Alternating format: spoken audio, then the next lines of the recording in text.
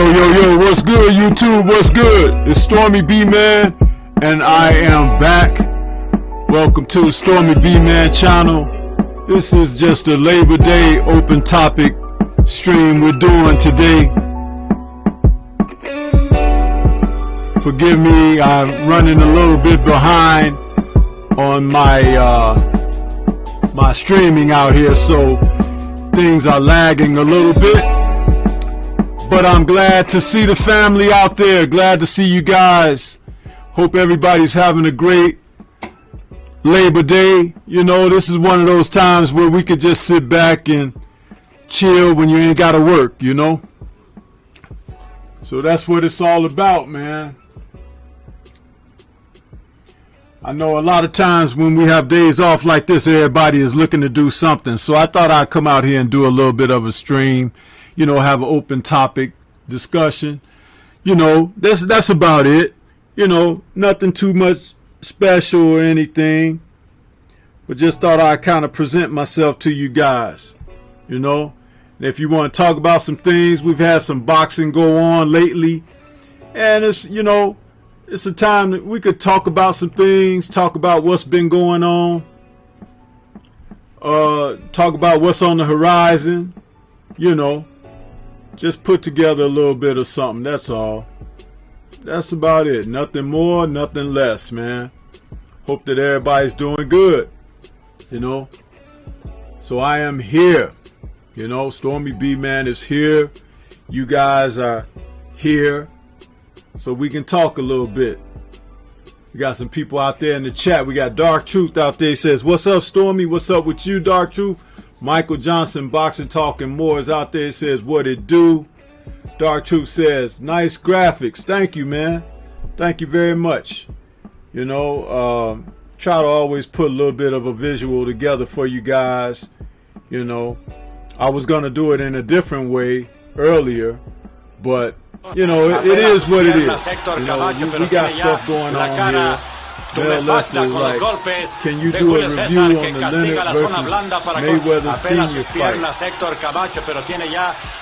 know what, Mel Lester, I could do one, but I haven't seen the fight recently. It's only vague memory of certain things. I know that Ray Leonard was able to break Mayweather senior down after he was trying that shoulder roll defense and everything, and Sugar Ray Leonard found a way to get through all of that.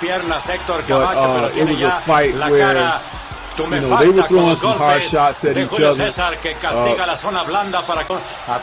Mayweather Sr., he didn't have a lot of power. You know, he had very sharp, crisp punches, but not a lot of power. So, you know, that made a little bit of a difference when they faced each other, because Ray had more power. Ray had more power, and he went after him very fiercely in the middle rounds. So, you know, that was something that you could take into play about that. But it was one of those situations where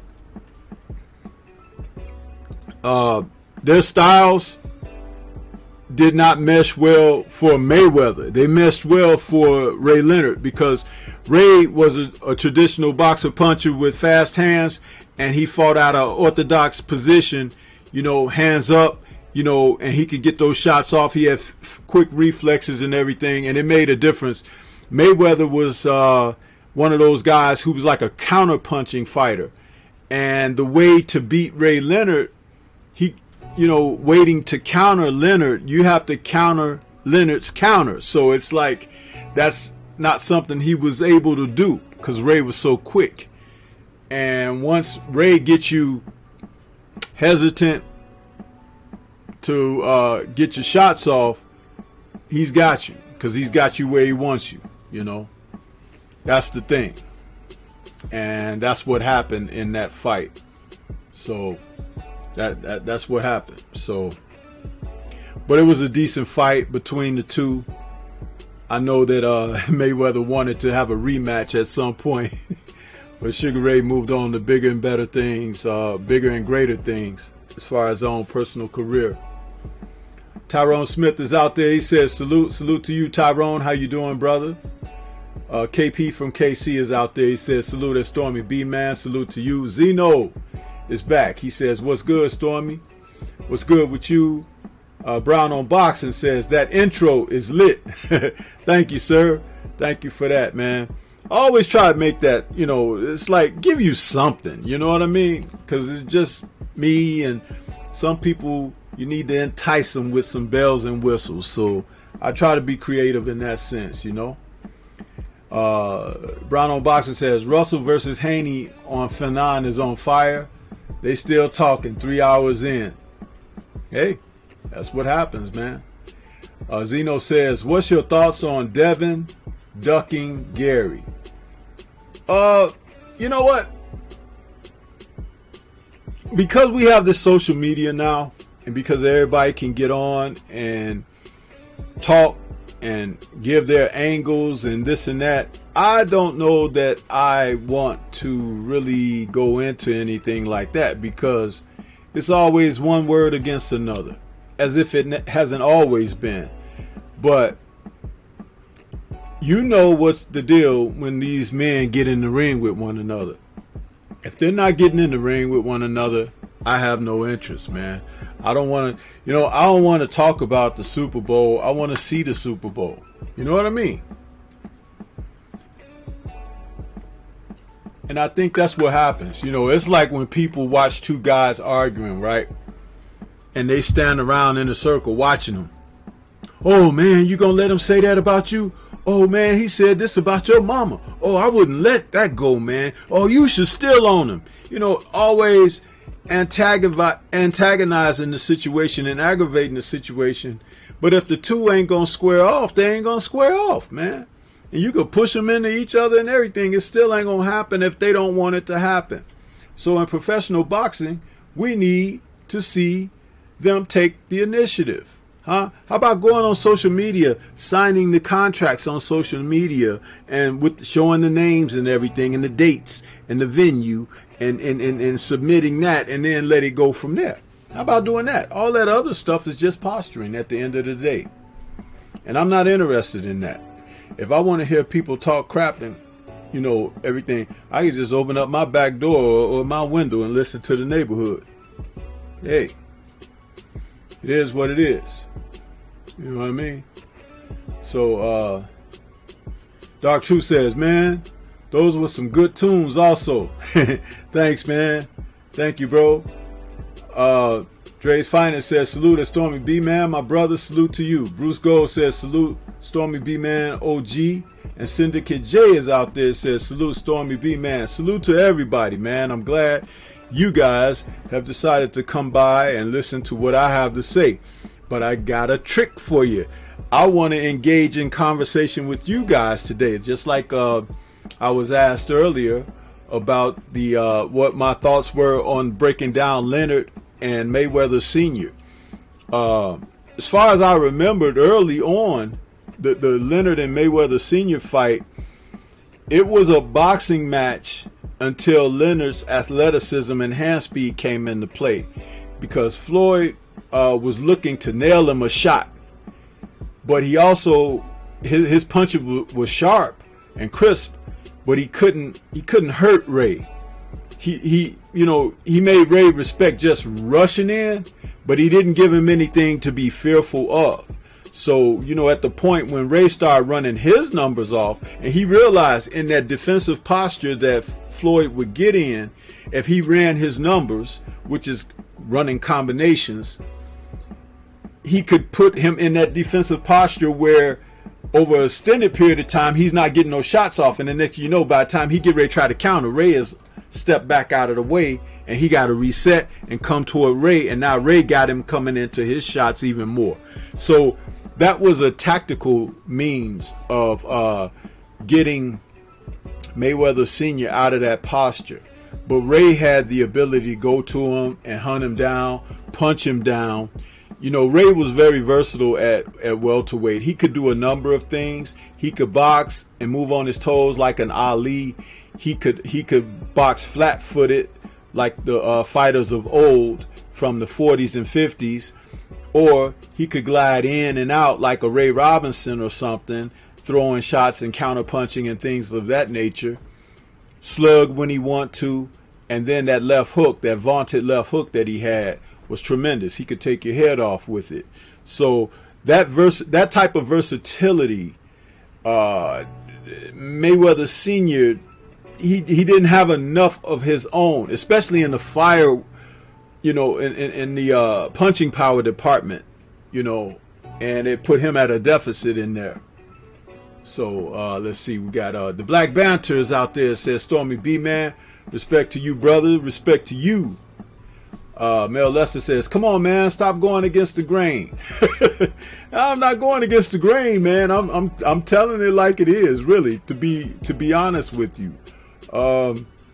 That's what that is. Ray Leonard is not the fighter that you can measure a lot of other fighters' wares against, because he was a special fighter. And today they like to throw that term around too loosely. There's not a lot of special fighters out there today. There's some good fighters out there. There's some pretty damn good fighters out there. There are special fighters out there, but there is a rung or two of separation between each. They're not all lumped in together. And I will not just call somebody great throwing that around so casually. If Ali was great, then, you know, what are you going to say? Tyson is great too, on par with Ali. He's not on par with Ali. There is a separation there. You know, it's who you like at the end of the day. Who you like, what you like. Because, I mean, when you go to a fast food joint, right, you know what you like to eat. You know, and you might like a sandwich with, like, I hear people talk about mayo. I can eat mayo on a sandwich, but there's some people that hate mayo, right? So it's like, you go out there and say, give me something with extra mayo and this and that, and people are like, ew, yeah, ew. Well, you know what? You don't like mayo, but some people do. Some people don't like that special sauce that comes on like a Big Mac or something. Some people do. I heard it ain't nothing but really Italian, Thousand Island dressing, so it's like whatever. But people have what they like, and in boxing, they have what they like. I remember when Chris Bird was fighting in the heavyweight division. People hated Chris Bird, but I thought Chris Bird was a good fighter. I didn't say great, but I said good, because Chris Bird was so elusive. He could stand in front of guys and make them miss all day long and counter them. He didn't have a lot of power. He didn't have heavyweight knockout punching power, but he could hit you so sharp and crisp and run combinations so effectively, he could cut guys up and bust them up. You know what I mean? He punched pretty good to the body. And always remember this about getting punched in the body. The body don't know the difference between a feather-fisted punch and a heavy-handed punch, really, because your organs are in your body. And when you're banging someone around those organs, that hurts.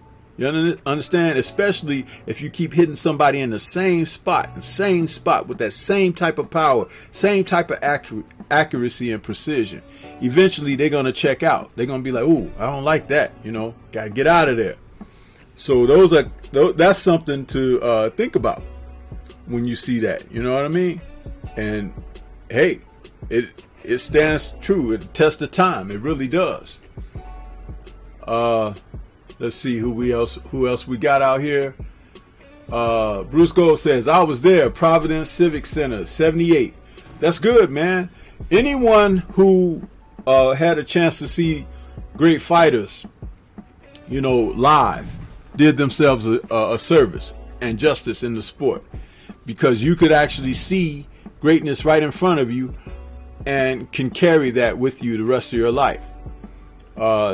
Shout out to Scrapbook Boxing, Get Well Scrapbook, a man who has attended many fights in person.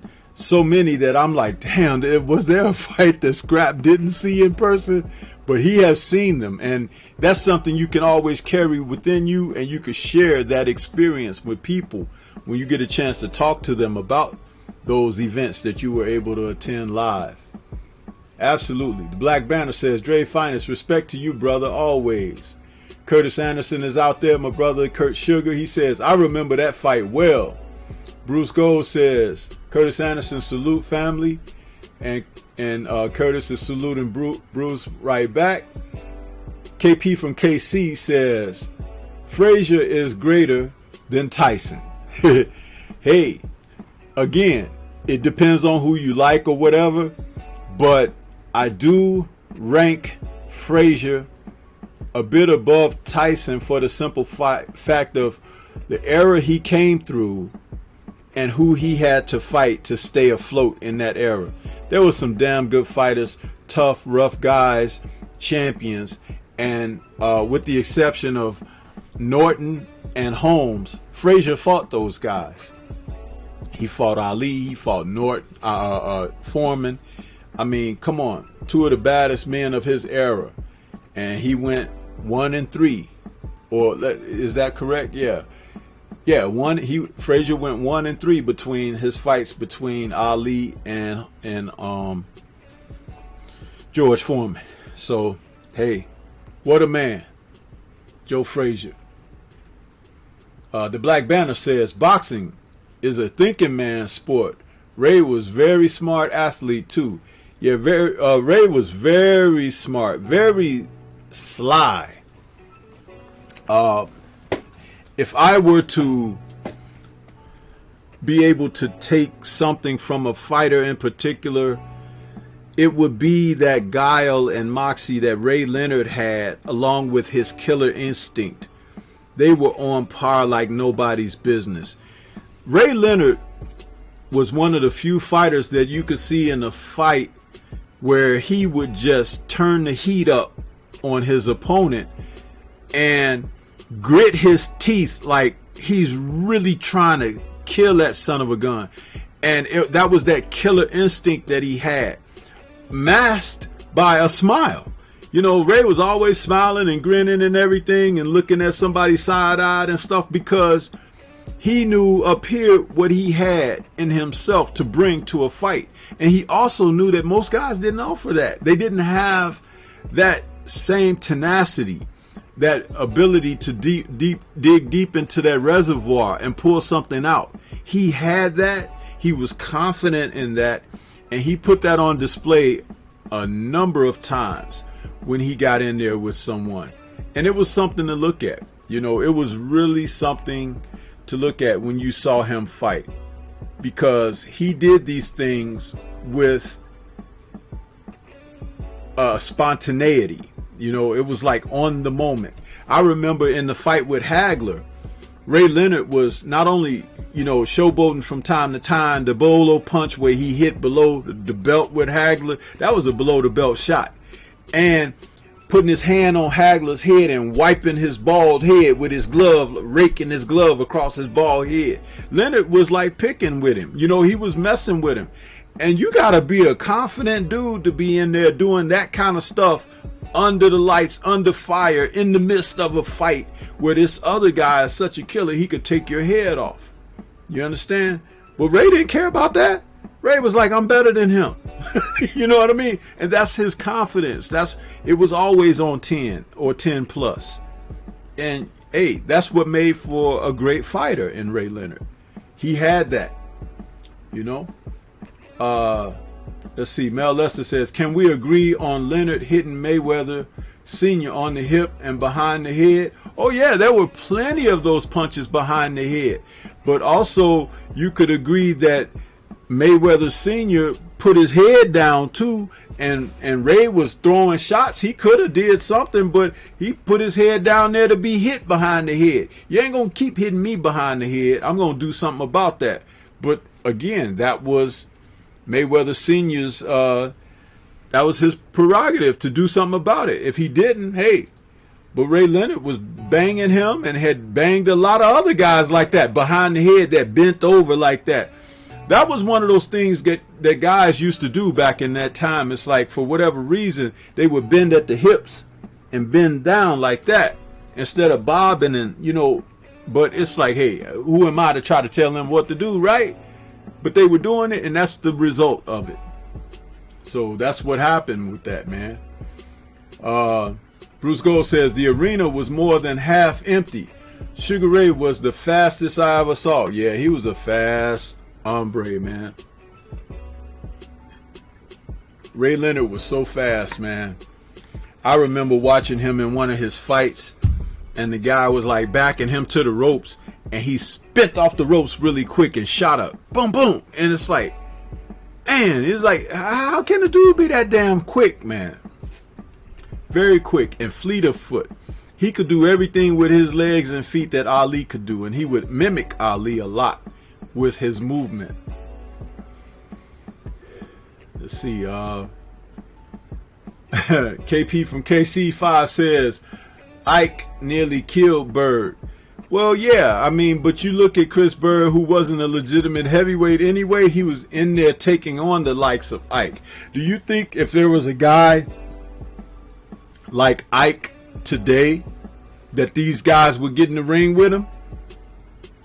They're hesitant to get in the ring with guys that ain't even in Ike's league, and they don't want to fight each other as it is, let alone what Bird did. He's in there with guys that's outweighing him 40 to 50 pounds on some nights, and he fought both of the Klitschko brothers. You know, we're talking about a guy who's a super middleweight, really, fighting at heavyweight. Chris Bird.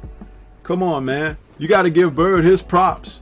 You can say whatever you want. Like I said, you don't have to like the guy, but you have to respect what he brought in an era. He came up in one of the most fierce eras of modern heavyweights. Brutal punchers and knockout experts. You know what I mean? So, absolutely, man.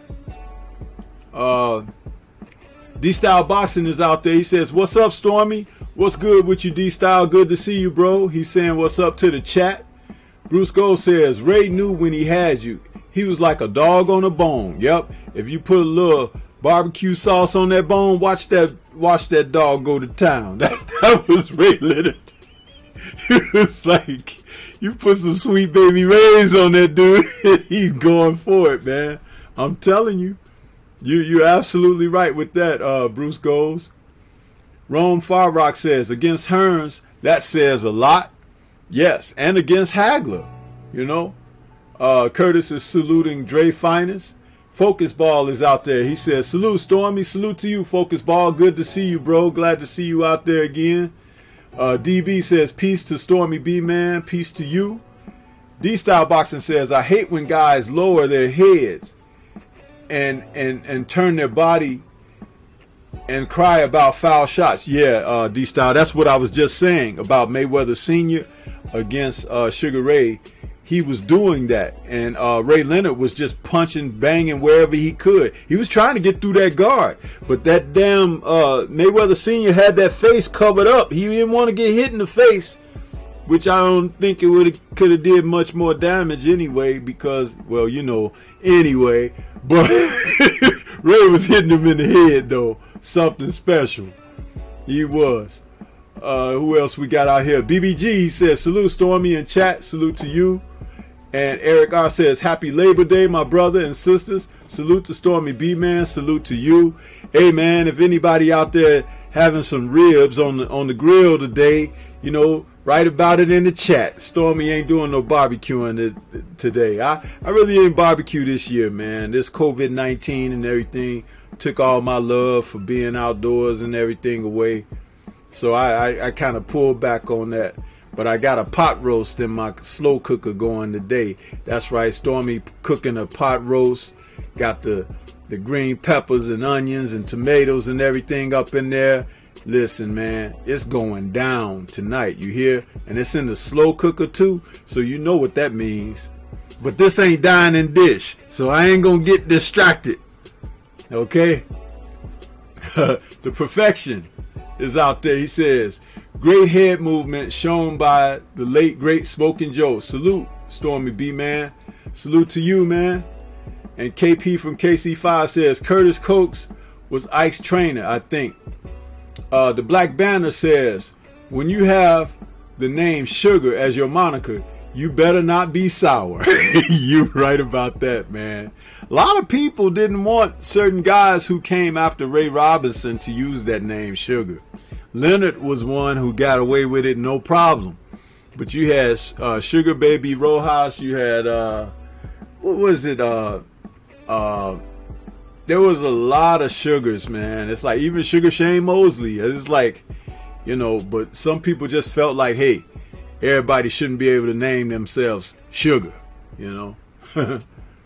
And that's true, you know, because when you hear that name Sugar, you're expecting some type of greatness out there, you know. That makes a difference when you get that. Let's see. The Black Banner said, oh, I read that. Justin Marsha says, yo. DB says, at Eric R, my cuzzo in here, what up with it? Focus Ball is saluting, and the Perfection is saluting, and says the name Sugar is reserved for boxing royalty. Can't just call yourself Sugar. You be called Sweet before we call it Sugar. That's right, man. Sweet Reggie Johnson. I just had him in there showing him with Roy Jones. You know, Sweet Reggie Johnson. He was getting knocked out by Roy Jones, but hey, you know, listen, Sweet Reggie Johnson. The brother was a, you know, good fighter, man. Champion.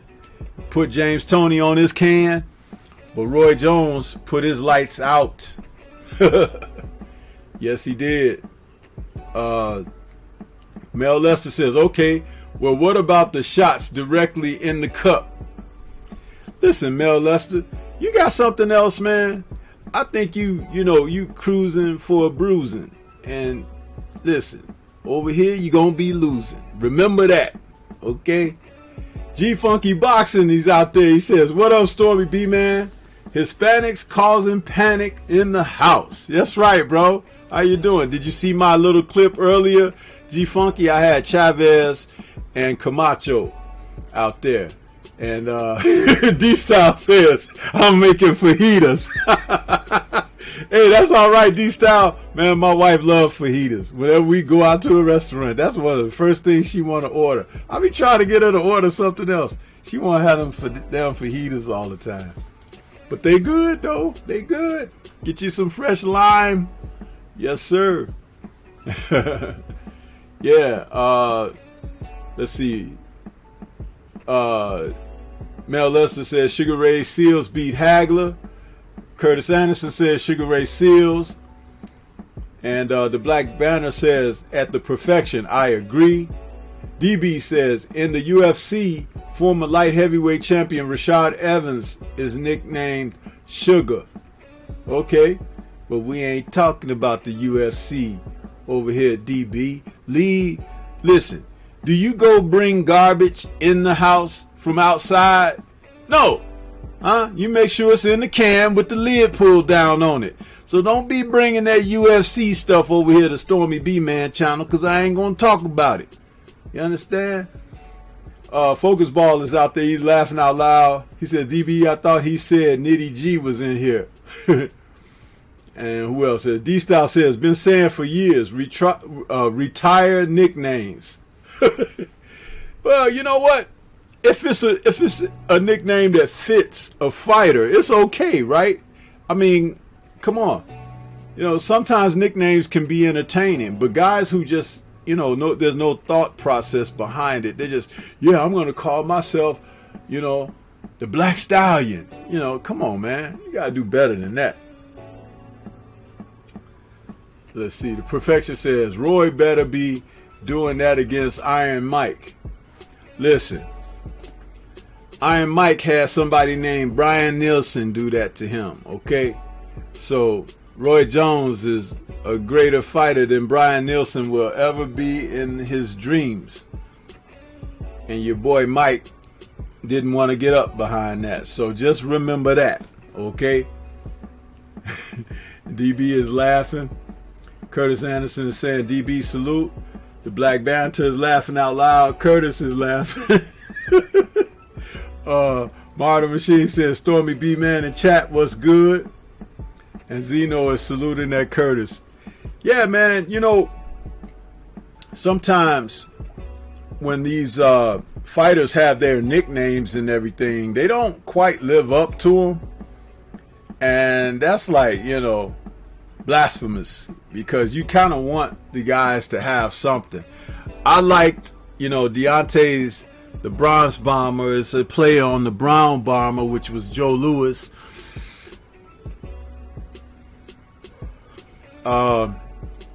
There's a few guys, you know, but they have to, the nicknames gotta be, you know, according to a fighter's personality, how they fight or whatever. It's like, that's all usually paired together. You know, like James Lights Out Tony. I love that. You know, it's like, he was like, he ain't pay his light bill, so I turned the lights out. James Tony was something else when he was at middleweight. He was a mean booger, boy. And I guess that was because he couldn't go to Burger King as much as he wanted to. That fool shouted out Burger King after one of his victories on TV. I was rolling, man. He was like, Burger King, here I come, Burger King. Do you know for yourself, and he wasn't getting no endorsement off of that, but do you know how much he must have been thinking about Whoppers or something? Because he had to train, you know, and drop that weight to make middleweight or super middleweight, wherever that was he was at that particular time when he did that. But he was in the interview, had barely finished the interview, and was like, Burger King, here I come. That boy wanted some sandwiches, man. James Tony was something else, man. Lights Out. I like that nickname too. You know. Let's see. Mel Lester says Black Mamba is pretty good. R.I.P. Roger and Kobe. Yeah, the Black Mamba was pretty good, and Roger was very well known for that nickname. He was out there putting it on them people. He had that strike like a cobra too. He had, Roger Mayweather had a very good right hand when he was fighting at that lightweight division, man, junior lightweight, man. Roger was something else, bro. And Brown on Boxing says Roy Jones was a bad boy. Yes, he was, man. Roy Jones was the fighter of the 90s. They said that he was the fighter of the decade. His talent was so high strung that's the acknowledgement that he got, being the fighter of the 90s, man. Roy Jones, what a fighter too, man. What a fighter. Roy Jones was very entertaining, man. I mean, when he was in his prime, I mean, Roy could do stuff like walk this way, hit you, go back the other way, hit you again. It's like he was just... And I always wondered, I was like, well, what's going to happen to him when he slowed down where people could catch up to him? Well, we saw what happened. He got his lights turned out. But when he was at that apex, he was hard to deal with, bro. Hard to deal with. What else we got here? KP from KC5 says, Roy knockdown of Reggie Johnson was the greatest, fastest I've seen 2 punches and pull out under a second. Wasn't it? That's why I put that clip up there so you guys could see that. Pap, pap. That's actually like a check hook and a straight right hand right behind it. And the straight right hand was punched in a downward trajectory to hit the chin. So just look at the speed of that. If that could be slowed down just a little bit more. Oh my goodness. Reggie Johnson didn't know what hit him, bro. Yeah, lights out, baby. Zeno says. The Perfection says, problem is, Roy did this would be enough, especially if Mike swarms in and lands body shots. That nasty right uppercut. Yeah. G Funky Boxing says, Lara nicknamed the American Dream. I can't help but think about Dusty Rhodes from pro wrestling. I know, right? That's the true American dream right there, Dusty Rhodes, man. My dad used to love to watch the wrestling, and I didn't watch it too much, but he'd be in there, and I'd be hearing all these dudes' names, the characters and stuff like that, man. It was fun. That was a fun time, especially like the late 80s, man. That was like a heyday for wrestling, the world wrestling. Let's see, I read that one. Ravens Nation saying salute people, salute to you. And Brown on Boxing says Fanon just made a lot of haters mad in the last 2 days with his live streams. Salute to the LDBC. And Bruce Gold says Virgil Hill, Quicksilver, fitted. Yeah, Virgil Hill had Quicksilver, and that was not one that we had seen or heard, really. The man from North Dakota. Matter of fact, I think Virgil Hill helped put North Dakota on the map, because I don't remember hearing much about North Dakota until he started fighting. And he had a true fan base from there. He would fight there. Almost all of his title defenses were right there, you know. And people start saying, you need to come out there and fight in Vegas or something.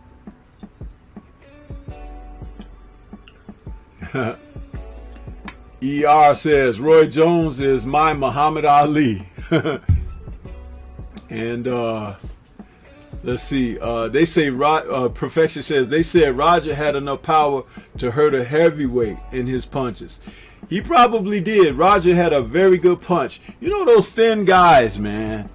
They with those sinewy arms, they could right, you know, really project some power, man, when they threw with that proper technique.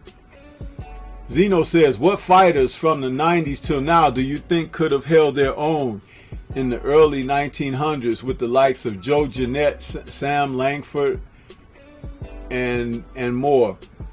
Well, there's a few. I mean, you look at Pernell Whitaker, Evander Holyfield, Roy Jones, James Toney, Mike McCallum, Tommy Hearns. You know, there are some fighters now. Don't get it twisted. There are some guys who could be effective against those guys. Even Mike Tyson to a degree, because even though Mike was short, you know, for 5'9", 5'10", he was very fast with his hands, and he had power as a heavyweight. So he could get down with those guys back there in that era. So we got some modern day guys. You could throw them back in that era. You can. You know, with no problem, these guys could get back there. And D. Hodges says, what up, Stormy in chat? Mel Lester says, would have been nice to see Roy versus Oscar. No, I don't think Oscar would have wanted that one, Mel Lester. And the Black Banner says, Thomas the Hitman. Yes, sir. And Bruce Gold says, James Black Gold Schuler. And KP from KC5 says, when I seen that live, I had to rewatch it on HBO back then. Yeah, you talking about that Roy Jones knockout of Johnson? Very nice, man. The way he put that together. That was very nice. I mean, Roy, man. You know, certain fighters come along like Roy Jones. You look at them and you be like, okay, what fighter is going to beat this guy? That's how you start looking at things. You begin to start looking ahead, because you could see the landscape that they are so much better than the guys that are before them. And you just wonder, like, damn, what the hell? You know, who's going to get this guy? And there's always somebody you never expected. Who would have thought Tarver would come along and do what he did to Roy Jones? Nobody. And this was after Roy won a heavyweight title from John Ruiz, you know? So, let's see what else we got. Reggie Owens is out there. He says, salute my people. Salute to you, Reggie. And the Black Banner says, marvelous Marvin Hagler. Yeah. And Hagler changed his name to be legally Marvelous Marvin Hagler. So he wanted to earn that respect every time you said his name legally, you know? KP from KC says, fighters today need to go get some trash talk from wrestling. Well, I don't think they need to brush up on their trash talk. They need to brush up on their bravery as far as getting in the ring with an opponent. That's what's sorely missing out of today's boxing. These guys talk good. I always use this analogy of those two animals behind the fences, them two dogs yapping at each other, and just a couple of feet away the fence is wide open, but they ain't going over there by where the fence is open so they can get at each other. They gonna stay right behind the damn bars of the gate so they don't. That's these fighters today. Just yap, yap, yap, yap, yap. But somebody pull a petition back so they can get at each other. They gonna go sit down. These guys don't want no smoke, man. They don't. Let's see what else we got out there. Zeno says, okay, Stormy, any fighters that could be effective in the early 1900s? What do you mean effective? I just ran off some names, man. It was like, what do you want? It's like, any of them fighters from the 1900s, can they be effective today? How about you answer that one, Zeno? Let's see. Bruce Goes is like, Mike idolized Jack Dempsey, same haircut. Yeah, that was a jacked up haircut on Mike too. That looked like somebody put a bowl on his head and just took the clippers and ran around. So yeah. Let's see. Black Banner says, can't leave out the great trainers and cornermen too. Yeah, that's true. Black Banner, you can't leave out the great cornermen. They do make a difference.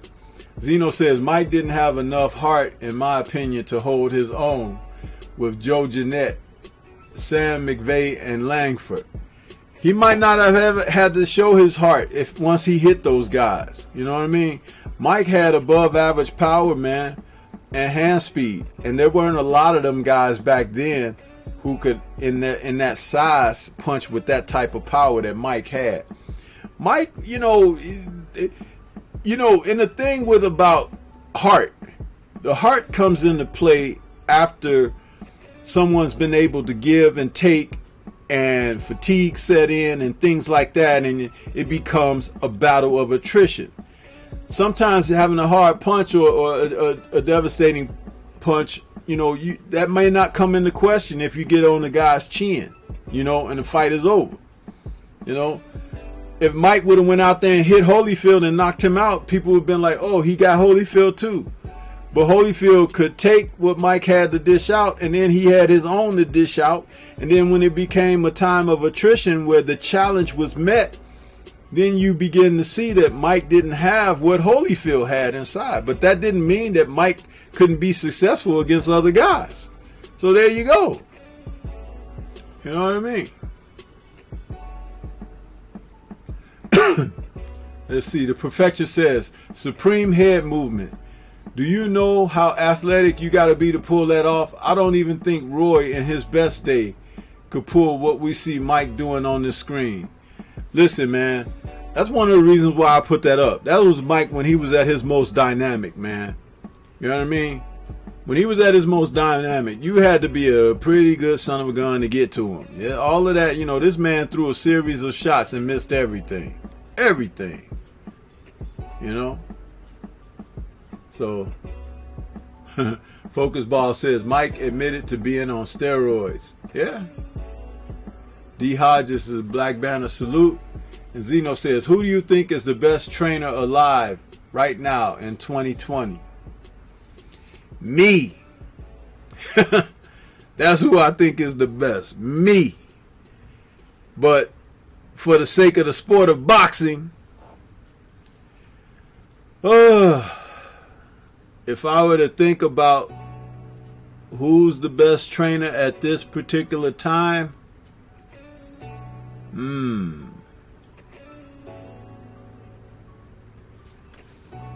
I would have to think about that a little bit. There are a couple of guys that popped into my mind, but I don't want to say their names because I don't want to start controversy and a discussion on that. But I will come back to that, and maybe even at some point in one of my other shows, either the Tuesday Tussle or the Friday Night Chop session, I'll return and revisit that, because I need to assess the champions out there, the prospects out there, because a great trainer has to have more than just one pupil. He has to have more than that, because you could see his work through many. you know, not just one guy, you know, or he guided this guy to this, and he got those accomplishments and everything. But if that's all he's done, that's just a chapter. Let's see what he does with other people and other talent. That right there will speak more of what he has to offer. At least that's my opinion. Let's see. Mel Lester says, you can't compare Mike with those fighters from that era. They were just built different. The Black Banner says, D. Hodges, respect to you, brother, always. And Bruce Gold says, and his nickname is Quick. Yeah, Quick Tillis, right? Quick Tillis. Focus Ball says, nah, you're the best after me, Stormy. Okay, Focus Ball, I got you. And he says, didn't know you were a trainer. I actually need one. Hey, Focus Ball, have you not been paying attention to my channel, man? Oh, you need to go back in my archives. Shame on you. That just shows that you've been in here, but you ain't really been dialed in. Yep. Stormy is, I can train guy, man. I can train a world-class fighter, bro. I can train a world-class fighter. There's a lot more up here than just rocks. Okay? So, the Black Banner says, in much respect to Ray Mercer. Merciless Ray Mercer. What a nickname, right? And he was for damn sure merciless on Tommy Morrison, wasn't he? I was like, stop it! Stop it!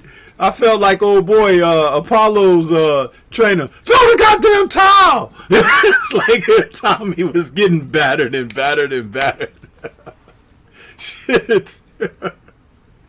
Yeah, man. Shit. Quick Tillis, Bone Crusher Smith.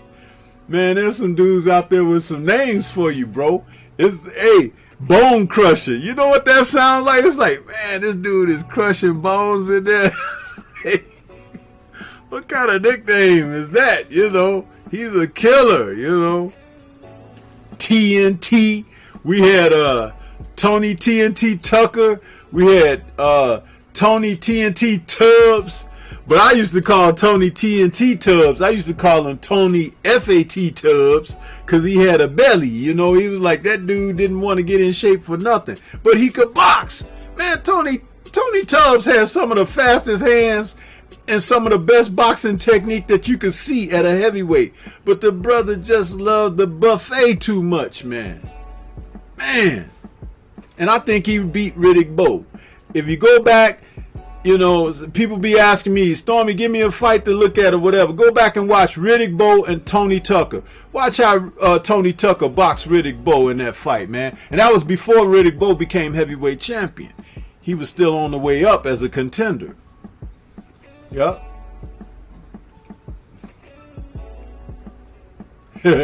Mel Lester says, who's going to box 50 rounds nowadays? Nobody. Yeah, that's true. Focus Ball says, no doubt, I'll check out the catalog today and get up to speed. I know your knowledge, historian.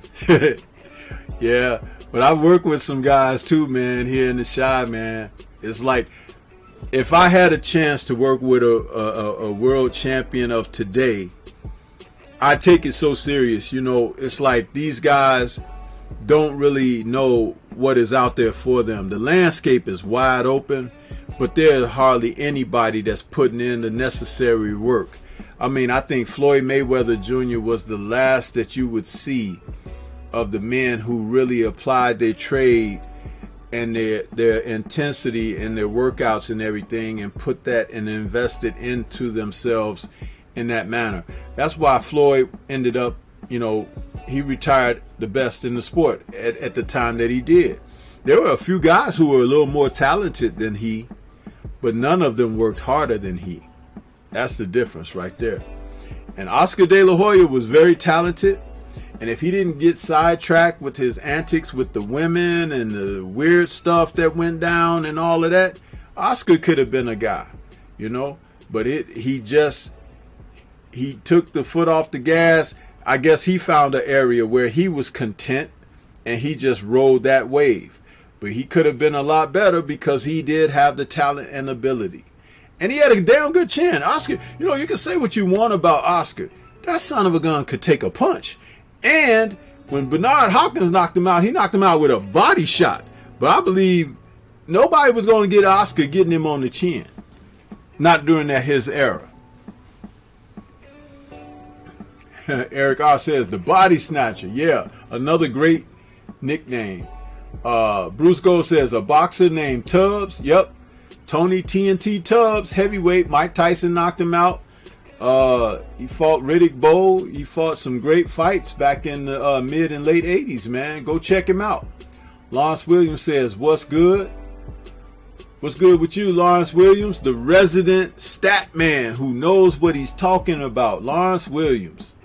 You ask that brother something, he'll come back with the stats on you. Bruce Goes is laughing. And Lawrence says, what's good? Bruce Goes. And D. Hodges is saluting Lawrence. And everybody else is saluting one another as well. Yeah, man. Tony F.A.T. Tubbs. The F and the A and the T is exactly what it is for fat. Because that's what he was. He was fat. And when he hit you with them combinations, you would hear them combinations go fat, fat, fat right upside your head. Because he had fast hands, man. He didn't have a lot of punching power. He had average power. But man, Tony could box, bro. The Perfection says Oscar was great until he met that spatula. Yeah, when he started digging into the deep, dark arts, man, it was over for him. See, that's why I say these fighters, and you know, I don't try to be funny when I say this, but I say it all the time, brothers listening out there. You got to find something to fight for, you know, because you can only have so many material things: cars, homes, women, clothes, jewelry, you know, thoughts, all of that stuff. You can only have so much of that. You have to find something to fight for. And usually if you attach that to something that's more far out of reach, not unattainable, but something to work for, to shoot for, you know, that will keep you going. You know, fight for a cause, you know, for ill children or children with cancer or something. You have to take up a cause that's bigger than yourself or your selfish desires. And when you do that, you can always draw from the energy of those who support that cause and who support you for fighting for that cause. And then you can fight further and faster and harder and go along. It's like it gives you a real purpose. But again, you know, you can only have so much money in the bank. You can only, it's like all of that stuff, it'll go by the wayside. Unless you really find something to fight for. Mel Lester says, my trunking company is out of Blue Island, Illinois. Okay, Mel Lester, that's good stuff. That's good stuff. Blue Island, far south side. Bruce Gold says, I remember Tubbs well. And Curtis Anderson says, one of my favorite nicknames was the Camden Buzzsaw. Yes, sir. The Camden Buzzsaw. Bruce Gold says, every era has a Buster Mathis. Yeah, generations, right? Generations of them. Lawrence Williams said, Tubbs would have made an extra million from the Japanese promoter when he fought Tyson if he came in under 230, but he came in at 236. Hey, Lawrence Williams, that was because he was 228, but he went to eat before they went to the scales, and the sucker came in at 236. That's a doggone shame, man. 1 million more. And he probably would have went a round or two longer, too. Man, Tyson can hit him. But you know what? No, Lawrence Williams, I think Tubbs came in at 246 in that fight. Go back and look at that again. I don't think that was 230, because when he was at 230, he was a lot more slender. At the weight he was when he fought Tyson, he looked like he was about to give birth, man.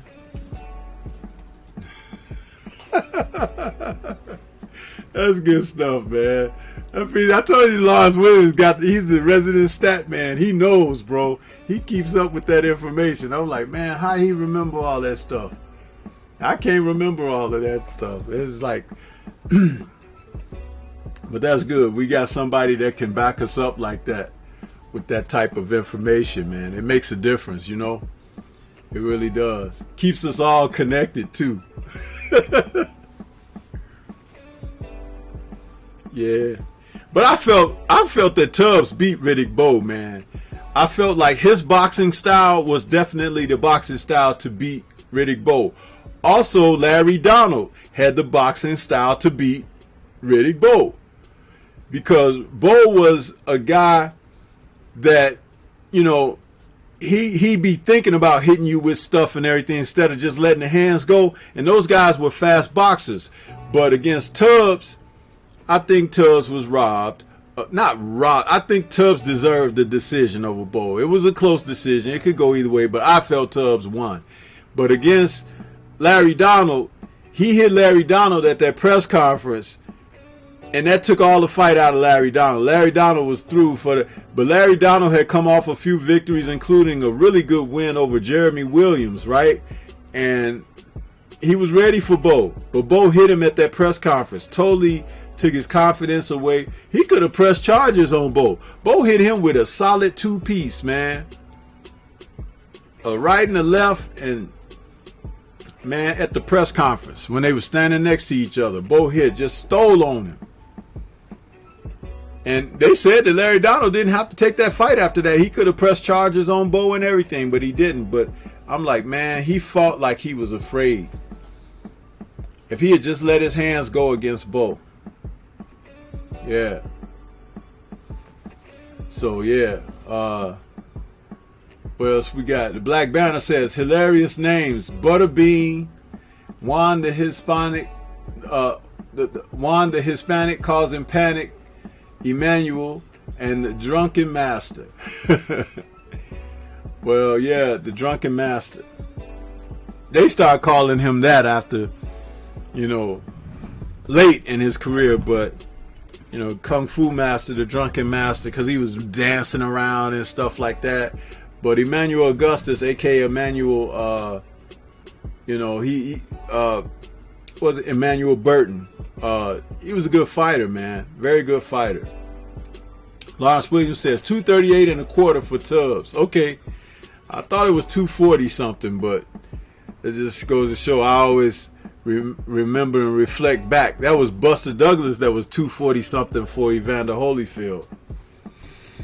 So, yeah. But, man, I don't know, man. It's like we talk about this stuff, man, and it's like it all comes back. BBG says, I like the ragamuffin Lloyd Hunnigan. Yeah, the ragamuffin man.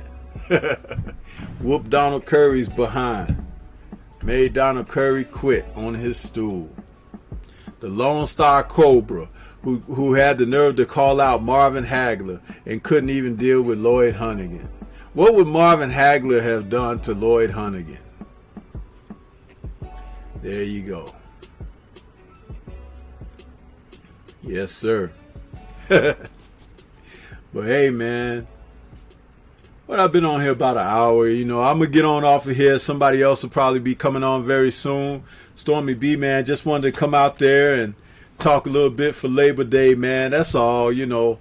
I'll let you guys go on to your holiday. And if there's somebody else coming on, you know, we'll welcome that person. And I'll even appear in the chat, you know. But it's been great, man. Come out there. I see you guys, you know, giving me the thumbs up and everything. I really appreciate that, man. The channel is growing. We're up to over 700 subs now, and we're on the move. So I just appreciate the support. I appreciate the people that come out there. And, you know, you guys do a great job of showing support. But before I get out of here, I just got to leave you with one more of these clips. And this clip in particular, I think all of you will enjoy it, you know, and you can enjoy it to your heart's content, because there was nothing better that's happened in the past month than what we got a chance to see here on this night with Povetkin knocking out the Lycan Dillian White. How about that? That's what I'm talking about. That's a great knockout right there, man. When you see this guy get hit, and he took it all. He took it all right there on the chin. And that's the way it's supposed to happen too. Just like that. The Perfection says he at least gets credit from Floyd being one of his toughest opponents. Yeah. And Curtis Anderson said there was a fighter called the Harlem Coffee Cooler and the Upstate Onion Farmer. Okay. And D. Hodges says, great show, bro. LDBC. Salute, chat, and family. Thanks, D. Hodges. And Bruce Gold says, one nickname that will stay retired is Willie Will of the Wisp Pep. Will of the Wisp Pep. Yeah, okay. Bruce Gold saying peace. Eric R says Hands of Storm is a great nickname. The Black Banner says Stormybman, my older brother, want to know when are you doing the next Kung Fu show? You know what? I got one ready to go. Maybe this coming weekend, bro. I'll do it this weekend. This coming Saturday. Got one coming. It's called Fist to Fist, aka Fist of the Double K. You know, Stormy gonna have his Kung Fu. Get your Kung Fu on. You know, got that all ready to go, man. So, hey, Black Banner, who is your older brother? Who is that? Is that somebody out here that we should know? I didn't know you were related to another person in the chats. Justin Marshall says facts. BBG says nice. Laugh out loud. And Justin Marshall says that's going to be Pulev soon. And the Perfection says Dillian has Sky Sports remove this from YouTube. Well, I still got it. And you know what? Every once in a while, I'm going to pull it out. I'm going to have this out there for y'all. I ain't going to say nothing about it. I'm just going to put it up on the screen and you can enjoy it to your heart's content. That's it. Damn YouTube. I'm going to show it, man. This dude, it needs to be shown. At least we got through the show first before I put it out there.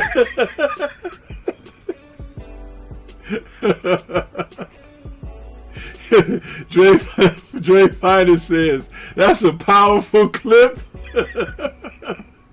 Eric Carr says he didn't leave nothing to be desired off that uppercut.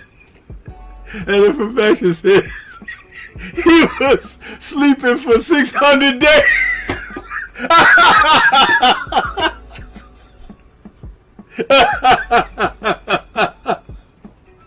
That's right. He was asleep for 600 days. Hey, when he got up, when they picked him up off the canvas, he looked like he had been smoking crack.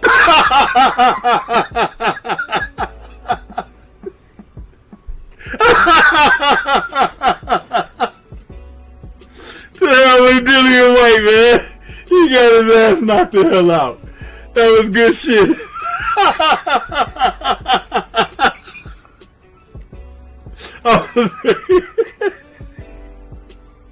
He got every bit of that.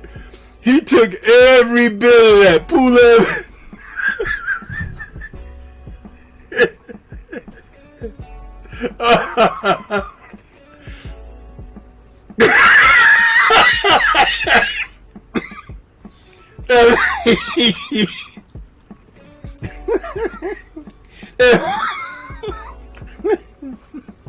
Hey, he look like, hey, you know in them movies when they shoot that dart, like, he look,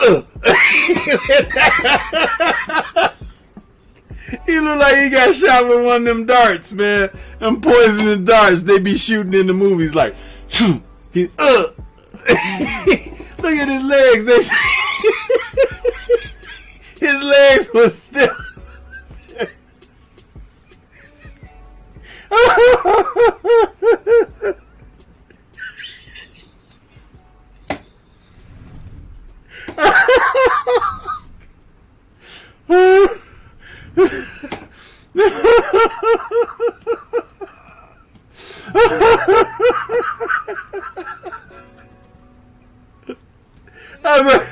Hey guys, I ain't gonna lie. I did save that one for last on purpose, but hey man, hey, at least we could go out of here with a laugh, right? We could go out here with a laugh, man. That is a tremendous knockout, man. It was on time.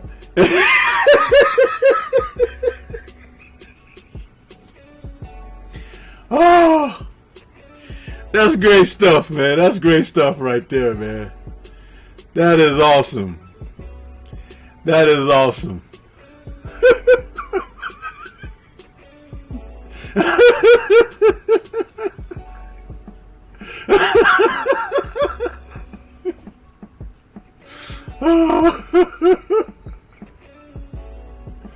Oh man. Oh. Man, I'm gonna get on out of here, but y'all enjoy that, man. Run that shit back, run it over and over again like I'm doing right now, and enjoy yourselves. Have a good evening, man. This is Stormybman, man. I'm out of here. I hope you guys enjoy the rest of your work week, man. Catch with you later, man.